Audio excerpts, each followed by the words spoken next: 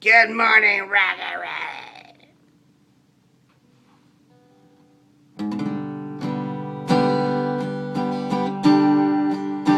Listen to this word. Okay, these words. By Sheryl Crow.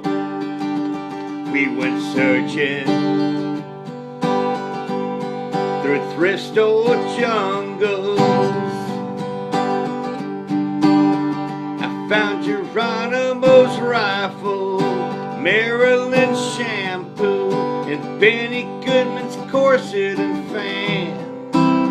Well, okay, I made this up. I promise you I'd never give up if it makes you happy. It can't be that bad if it makes you happy. Then why the hell are you so sad? When I get down real low down, I listen to Coltrane, derail my own train. And who hasn't been there before?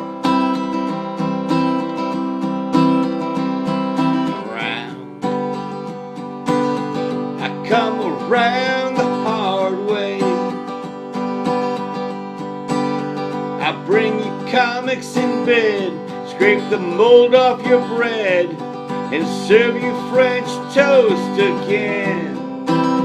Well, okay, I still get stoned.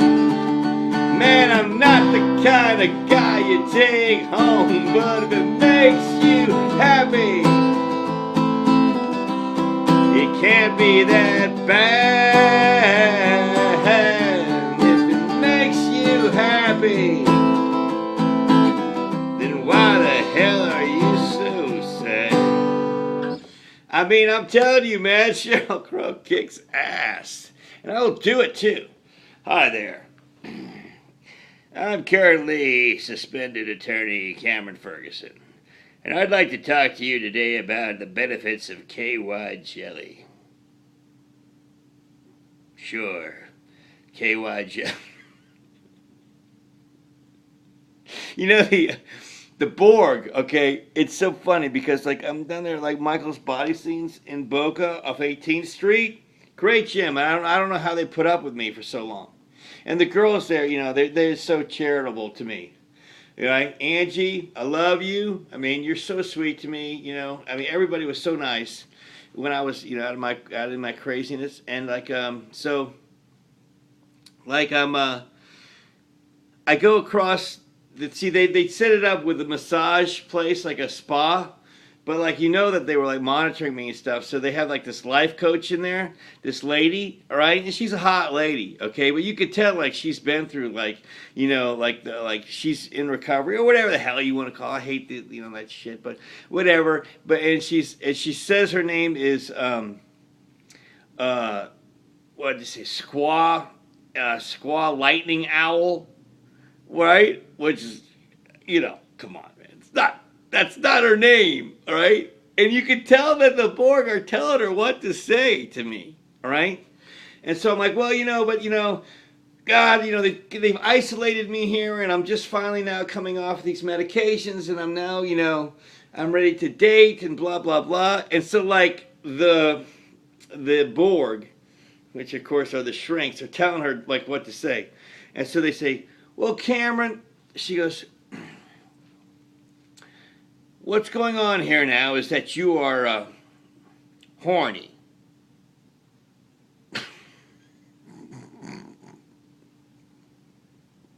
Because, see, they think that's funny, right? And it is funny, you know. Here's your diagnosis. I'm going to diagnose you as horny. All right, so then, what, you know, it's funny. So give the Borg credit there, right? And then they say, but then they try to, like, deter me, like, from, like, pursuing, you know, any, you know, girls. So they're like, what you need to do is you need to either buy a tube They go, buy a tube of KY jelly, or you can or you can purchase a prostitute. Okay, see the Borg, right? The scientists, they think that I'm going to go, oh, the shame of that, right? Because they think, because they've been sending all these gay people after me, and the KY jelly is associated with anal sex. Okay, they think that I'm going to go, oh, or like the word prostitute. They think that that's going to like deter me from like pursuing, the coin purse. But I will not be defeated by the Borg. I will defy them. So I said, lady, this is a true story. I said, lady, I've got about 50, of those used KY jelly tubes spread out all over my house. And I'm like, okay, so get a prostitute then? Which one do you think? I mean, it was like, and she just was like,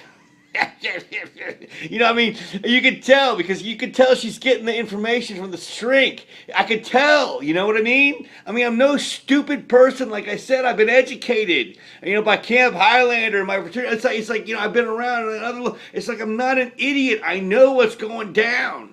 And like what kills me though is like none of you fuckers were honest with the shrinks, you guys. I understand. Okay, the shrinks came around and they said, okay, tell me what's going on then with Cameron. What kind of relationship do you have with Cameron Ferguson? All right? What is Tyler going to say? They're like, what's something that you would say to Cam if you were at the beach in July?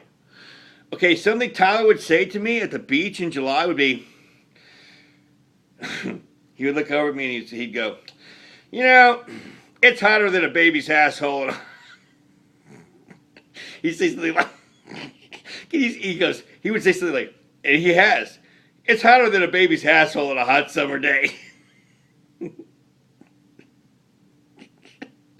So I can understand. What's he going to tell, like, these shrinks? I don't know where they're from. The State Bar or wherever they're from, right? Tell me about a typical conversation you would have with Cameron. Well, he would say something like, Tyler, if you don't text me back, I'm going to shit on your face for a month straight.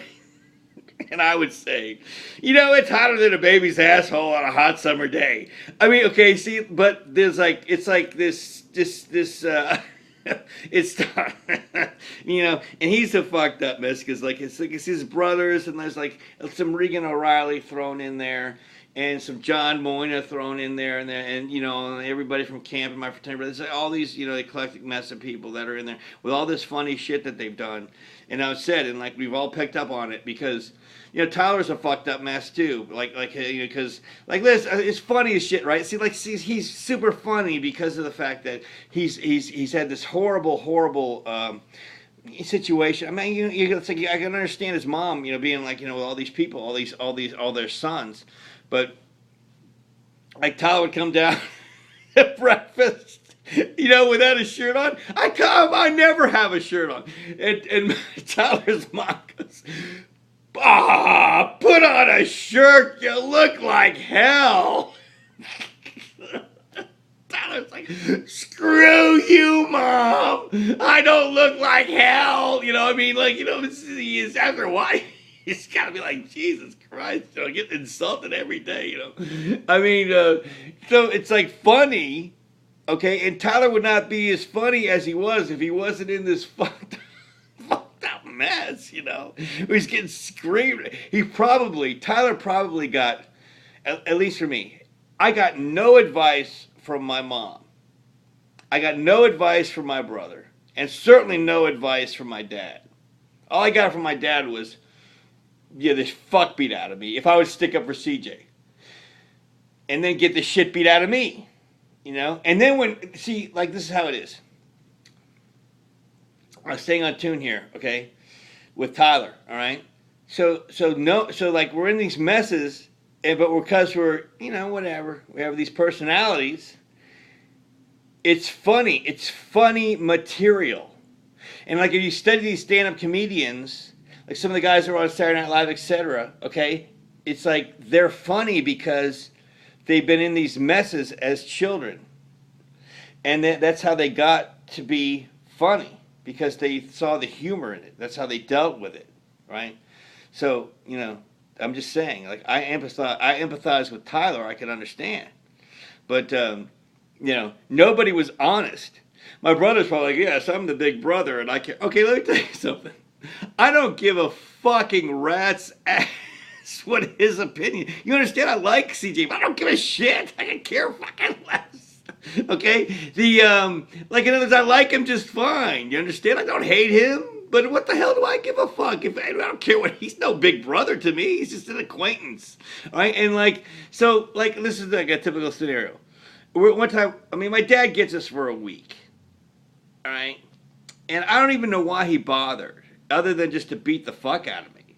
We go up to Charlotte, and we're at the dinner table, and the grandmother hands like CJ like a A1 bottle, but it doesn't have the cap on it. But how the hell does he know? He's like 7, and he freaking shakes it, and the cap flies up, and some of the A1 goes on the carpeting. Well, of course, Dad goes bananas. He starts screaming at him. So I'm like, hey, Dad, what? And then all of a sudden, wham! And so, my nose I get fucking punched right in the, was I 5 years old? I get my nose broken, and the grandma just going, Ferg, Ferg. And so, I'm up in bed, and I'm like, it's just awful. And CJ's like, he can't do that. I'll show him in the Bible where he can't do that. And I'm like, God, you go do that, CJ. Go take the fucking Bible. Go take the fucking Bible to him. And just show him there where he can't do it. Because what's going to happen is he's going to come back up here and punch me in the nose again. I mean, it's awful, right? But what are you going to do? You're going to laugh at it, or, what are you going to do? Mope around for the rest of your life about it? So anyhow, what pissed me off is like, Mom, who just goes nuts, never would teach you a thing, never was around, but yet if something went wrong, went crazy. I'm sending you to military school. Really? Because, God, you're the only parent I have. You're never even here when you're here. I depend on you for everything. But you know what? If something fucking goes wrong, well, then you go bananas and say you're going to send me off to freaking military school. And what pissed me off is like CJ one time, he like freaking drew on like this wallpaper we had. He like did it with an eraser or something. He put CJ on there. And then she was like nuts and screaming at him saying, I'm going to send you to military school. And I'm like, and I'm crying and going crazy. Don't send my brother to military school. I'm going bananas, right? And to defend him. And then when she would get pissed off at me and say she's going to send me to military school, CJ just sit there. He would not fucking ever say a word. Never say a word. Never, ever, ever stick up for me for nothing. So I don't give a fuck about CJ. I could give a fucking rat's ass. And you might say, God, CJ's got all the inheritance. You should not say these things about CJ. Well, he's not that big of a douchebag. You see, I don't hate him. He's just a fucked up mess himself. And he's just kind of a milquetoast guy. But he's not a dick. He's not going to like fucking not give me the money. He's not going to do that. But I'm just trying to say, he wasn't honest with the shrinks. You understand? He didn't tell the shrinks the truth. Because that's the truth, and I don't give a fuck, you understand? I've been around all these guys that like, honesty is the key to it all, the key to the humor, the key to John Moyna being so funny was the honesty, okay? The key to Regan O'Reilly being so funny, I say, oh, Cameron, you're not close with Regan O'Reilly. That's true, I'm not close with Regan O'Reilly. But I pick up on what he says, and everything he said to me usually is pretty damn funny, okay? And it's honest. He's always like complaining, bitching, but like what he's saying is honest. But like he's saying like the whole senior year. I mean, Regan O'Reilly is tall, big guy, okay? I'm a tiny guy, and I had to play against him the whole game. We played Pope. So what the hell am I going to do? He's a tight end. I can't do much. So I just grabbed him. Every play I grabbed, I would smash into him as hard as I could and hold him. Because I didn't want him to fucking go out on a pass pattern. And that's really all I could do because he's huge. He kicked my ass. The whole game. He knocked the shit out of me the whole game. I mean, honestly, I played against black guys the whole year, and the guy that beat the fuck out of me the worst was him, was that